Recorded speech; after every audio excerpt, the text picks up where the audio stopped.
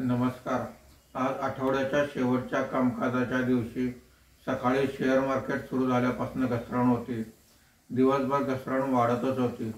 आज मार्केट बंद होताना सेन्सेक्स हा 733 पॉईंटने घसरून 80,426 वर बंद झालेला आहे। निफ्टी हा 230 पॉईंटने घसरून 24,655 वर बंद झालेला आहे। अमेरिकेने फार्मा कंपन्यांवर 100% टेरिफ लावलेला आहे। या व इतर काही कारणांमुळे आज मार्केटमध्ये घसरण झालेली आहे। सर्व प्रकारच्या इंडेक्समध्ये आज घसरण दिसून आलेली आहे।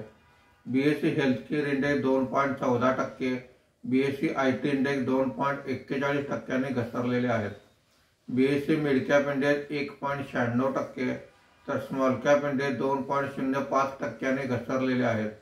आजच्या कामकाजामध्ये निफ्टीमध्ये वाढलेले मुख्य शेअर्स पुढील प्रमाणे: L&T 2.34%, Tata motors 1.29%, ITC 1.25%, Eicher motors 0.87 अशी वाढ आहे।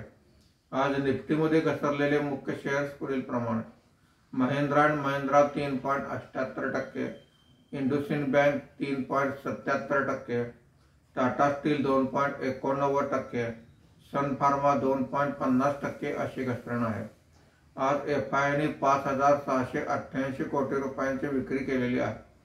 देशी वित्तीय संस्थांनी 5,843 कोटी रुपयांची खरेदी केलेली आहे। शनिवार आणि रविवार शेअर मार्केटला सुट्टी आहे। सोमवारी पुन्हा भेटूया। धन्यवाद।